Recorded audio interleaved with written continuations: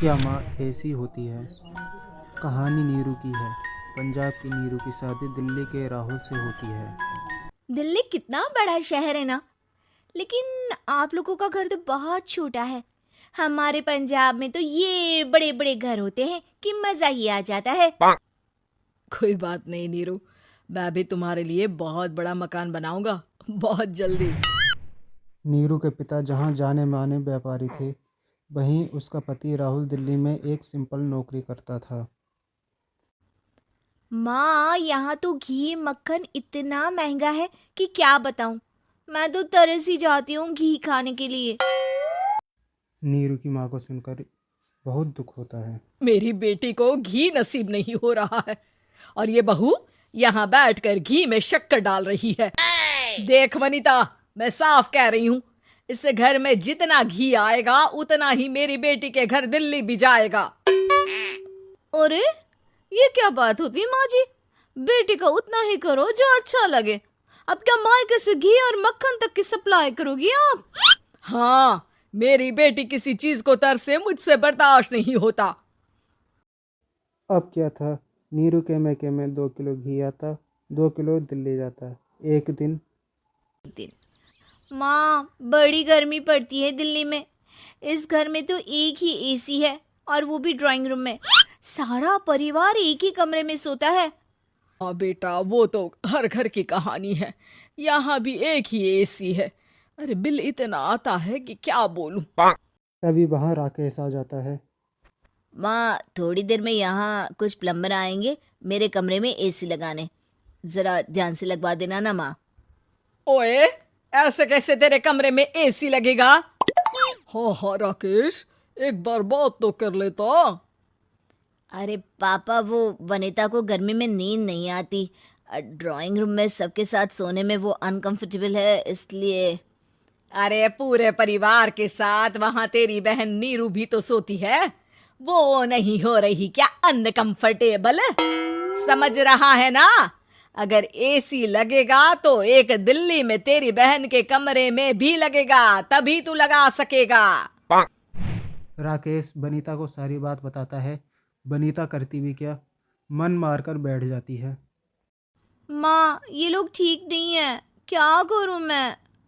अरे बेटी, यहाँ आ जा, तू यहाँ आकर रह ले। अरे छोड़ दे ऐसे पति को। कैसे छोड़ दूँ माँ?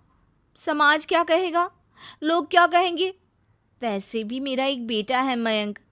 अरे हटा बेटा, तेरी उम्र ही क्या है, इतनी परेशान रहेगी तो काम कैसे चलेगा।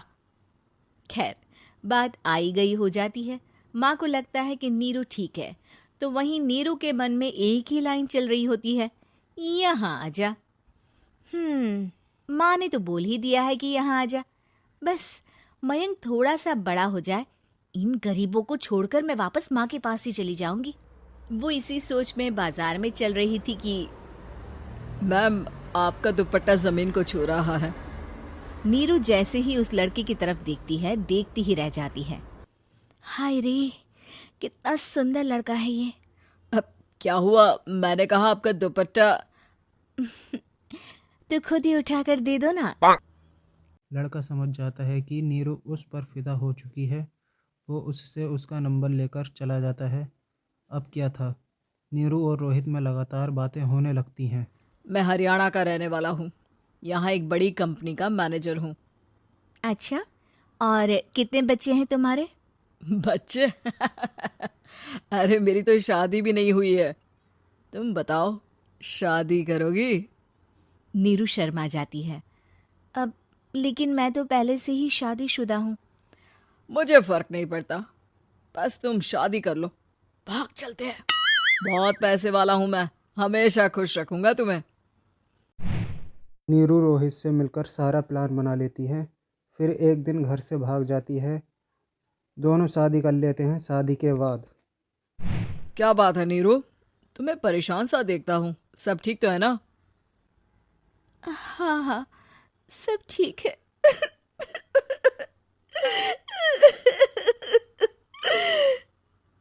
ये कहते कहते ही वो रोने लगती है। अरे क्या हो गया, रो क्यों रही हो? मैंने तुमसे एक बात छुपाई है और वही बात अब मुझे परेशान कर रही है। रोहित, मेरा एक बेटा भी है, उसका नाम मयंक है।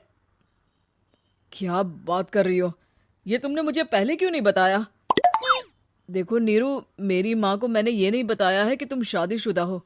बच्चा मैं मैनेज नहीं कर पाऊंगा। नीरू को समझ में नहीं आता कि वो क्या करे। अ, तुम उस बच्चे को अपनी माँ को क्यों नहीं दे देती? नीरू चुपके से माँ को फोन करती है। माँ, क्या मयंक को तुम रख सकती हो? बेटा, मैं राकेश के साथ बात करती हूँ। आखिर घर का बेटा वही है, जो वो बोलेगा।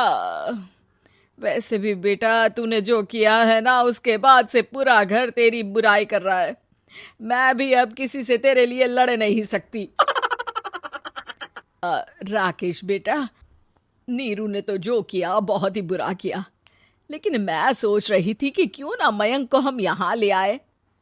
तभी वनीता बोल पड़ती है। वाह जी, ऐसे कैसे यहाँ ले आए? यहाँ क्या भंडारा भरा है? और जिस बच्चे की माँ ने नहीं सोचा, उसके लिए हम क्यों सोचे? नीरू को एक बार तो अपने बच्चे के बारे में सोचना चाहिए था ना। अरे लेकिन तेरे पास भी तो लड़का नहीं है ना वनीता। माँ, वनीता ठीक बोल रही है। कल को वो बड़ा होकर इसी घर का हिस्सा मांगेगा, तो हम क्या करेंगे? माँ कहती भी तो क्या, वो चुप रह जाती है। वही नीरू का पहला पति कहता है।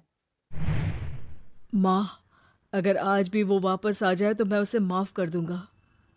बेटा, गरीबी चीज ही ऐसी है, क्या करेगा।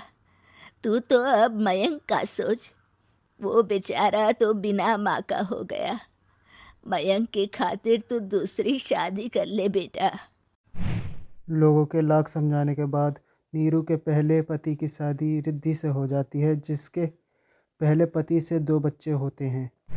देखो जी, मैंने शादी सिर्फ बच्चे के खातिर की है। मैंने भी शादी सिर्फ बच्चों के खातिर की है। वहीं नीरू के दूसरे पति के मन में ये बात घर कर जाती है कि नीरू एक मासूम बच्चे को उसके खातिर छोड़ कर आई है। अब देखो नीरू, मुझे लगता है कि जो औरत अपनी कोख का बच्चा छोड़ सकती है, वो तो कुछ भी कर सकती है। कल को तुम्हें मुझसे अच्छा कोई मिल गया तो तुम तो मुझे भी बाय बाय कर दोगी ना। नीरू को अब उसका दूसरा पति ताने देने शुरू कर देता है। तंग आकर नीरू भागकर अपने पति के पास चली जाती है, लेकिन ससुराल में क्या लेने आई है नीरू, मयंक को?